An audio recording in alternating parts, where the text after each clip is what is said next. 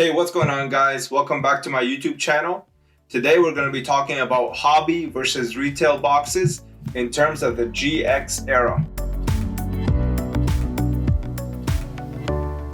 So one of the most mysterious things about the GX era is where the cards come from. In the GX era, there are things called hobby ultimates and retail ultimates. Now these cards have driven people crazy. People don't know where they come from, and today I'm going to make it easy for you guys. So when it comes to GX, there are two types of boxes: hobby boxes and retail boxes. And I'm going to go over even a more unique box that is not really talked about in the community. The way to identify a retail box is through the code right here.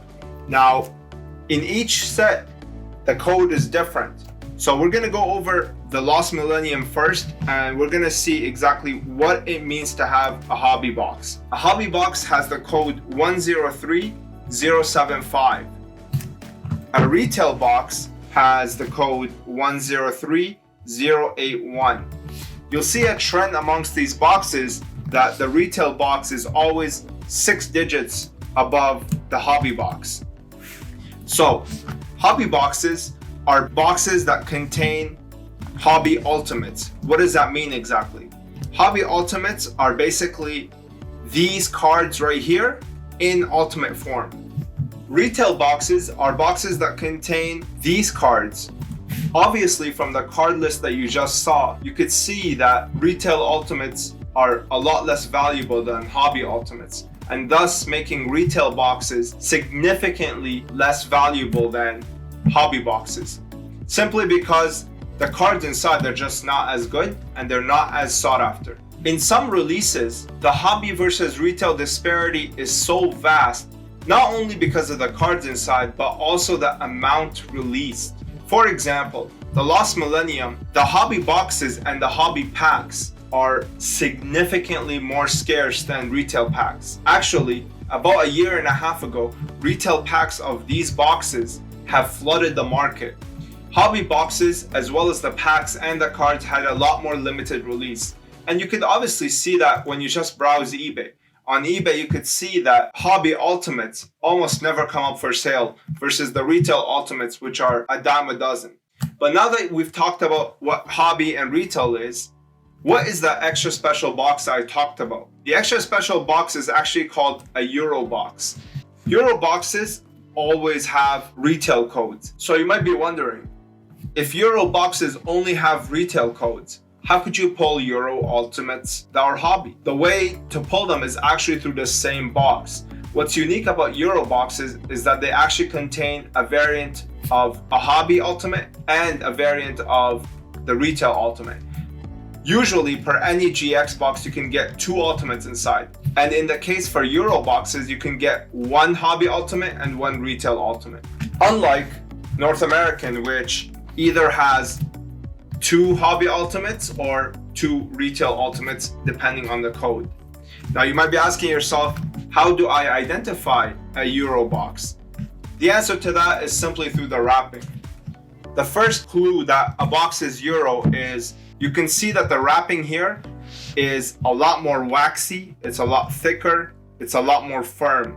But it's kind of hard to identify unless you're touching it with your hands. So through pictures, you always want to know if the box has holes inside. This applies to any GX Euro box. All right, every box has these holes on the sides. That is the only way to identify if your box is a Euro box or not. Some other differences from the exterior that you could see most likely in person, not really in pictures, is you can see that the Euro box is a lot more saturated. You can see the colors pop a lot more on the Euro box versus the North American box. Now I'm going to show you some examples of other sets that have both Euro and North American versions.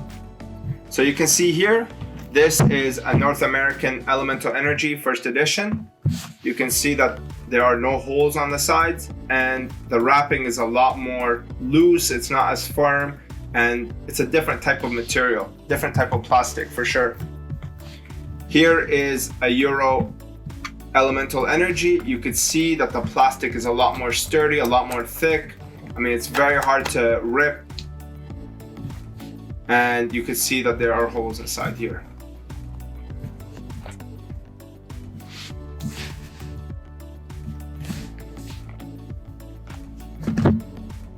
Another example would be Shadow of Infinity. Again, you can see the wrapping here is a lot more tight, it's a lot more crispy.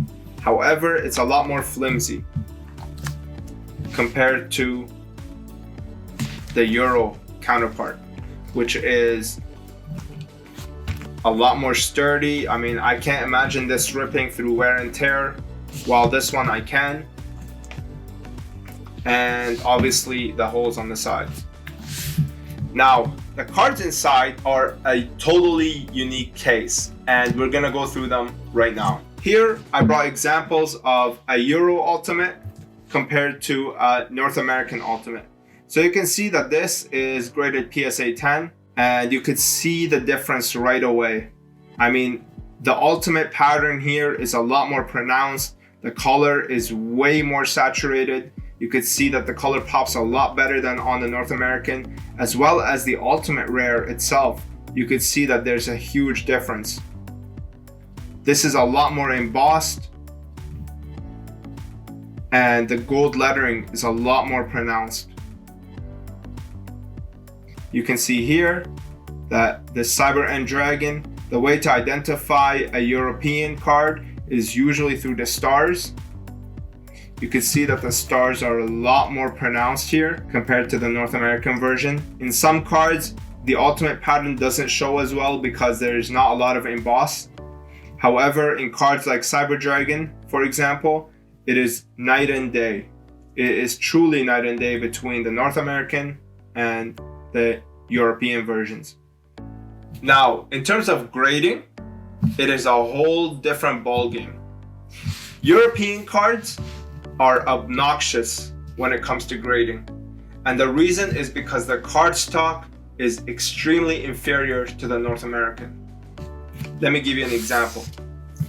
Although this card right here is pack fresh, this has been pulled straight from the pack and right into the sleeve, you can see right away that there is a little bit of whitening on the corner, on the edge right here.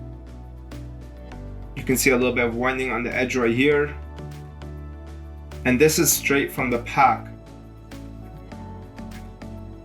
I'm not sure why European cards are plagued with these kinds of problems. However, this problem is consistent all the way from LOB to the 5Ds era. It is consistently lower stock quality. Although the card looks a lot better, the printing is a lot better, the cutting is vastly inferior to the North American counterparts.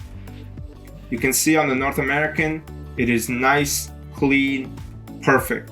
No whitening whatsoever. I'm going to give you another example of how much this issue plagues European cards. This is a pack fresh Cyber End Dragon. It is extremely difficult to pull, and you could see that you could already see a little bit of whitening on the edge of the cards. And here's an example. You can see on the back already some corner wear. This makes these cards very hard to grade and a lot more scarce, to be honest. These don't really pop up. They are extremely scarce, and I could understand that if somebody wants a gem mint copy, they will likely go for the North American, because the North American is a lot easier to grade, it's a lot easier to find, and it's a lot higher quality in terms of card stock compared to the European counterparts. Well, that's all I have for you guys today. Now that the video is almost done, you might be asking yourself, what are the codes for the other boxes? I will be sharing that in the next video. However, it will take up too much time if I go through every single code for every single box in this video, along with explaining the European versions. So stay tuned for the next video, and hopefully I can share with you guys even more knowledge about these boxes so that you can make the right purchase decision when it comes to you picking up a booster box. Thank you for watching, guys. I truly put a lot of research into this. I watched a lot of videos, a lot of openings, and this is the best knowledge that I've come to while making this video. If you guys have any extra information that you'd like to share, go ahead and drop it down below in the comments. Hopefully you guys enjoyed the content for today. Stay tuned for the next video. I'll see you in the next one. Peace.